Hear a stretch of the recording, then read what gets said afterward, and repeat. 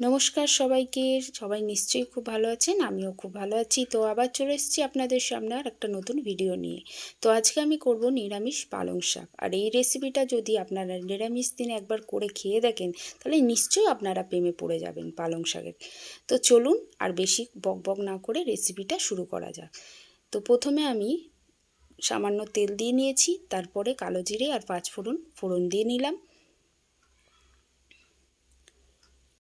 তো আপনাদের যা যা সবজি থাকবে তো সেটা দিয়ে আপনারা করতে পারেন।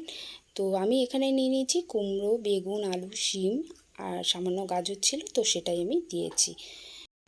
তো আলু আর কুমড়োটা একটু নাড়াচাড়া করে নেওয়ার পরে বেগুন আর শিমটার মধ্যে দিয়ে দেবো। বেগুন তো এমনিই নরম হয়, তো বেগুনটা তাই একটু পরেই দিচ্ছি। তো দেখুন আমার সব সবজিগুলো দেওয়া হয়ে গেল। এরপর একটু ভালো করে ভেজে নিয়ে তারপর আমি পালং শাকটার মধ্যে দিয়ে দেবো। তো দিয়ে দিলাম সামান্য নুন, দিয়ে দিলাম সামান্য হলুদ,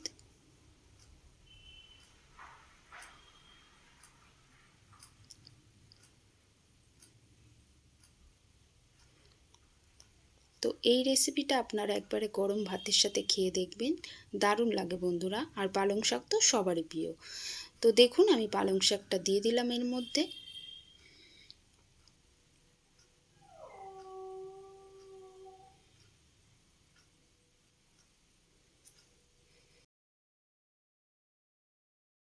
আবার নাড়াচাড়া করে নেওয়ার পরে দিয়ে দেবো একটুখানি জিরে গুঁড়ো, ধনে গুঁড়ো, কাশ্মীরি লঙ্কা একটু, সব কিছু একেবারে আমি দিয়ে দিলাম। দেখুন আমার পালং শাকটা মজেও গেছে আর আমি সব কিছু এর মধ্যে দিয়ে দিচ্ছি।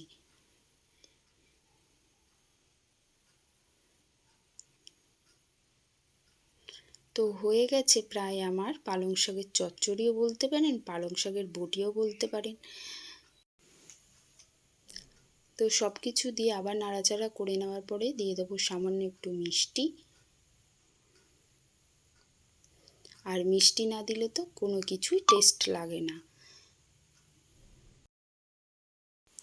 এরপরে দিয়ে দিলাম আমি বড়িটা। এরপর বড়িটা দিয়ে ভালো করে নাড়াচাড়া করে নিয়ে তারপর আমি নামিয়ে নেব। তো বলতে গেলে প্রায় আমার পালং শাকের চচ্চড়ি রেডি হয়ে গেছে। আপনারা বাড়িতে প্লিজ এইভাবে একবার করে দেখবেন। আর আমার রেসিপিটা যদি আপনাদের ভালো লেগে থাকে তবে প্লিজ একটা লাইক করে দেবেন, সাবস্ক্রাইব করবেন আর আমার পাশে থাকতে কিন্তু একদম ভুলবেন না।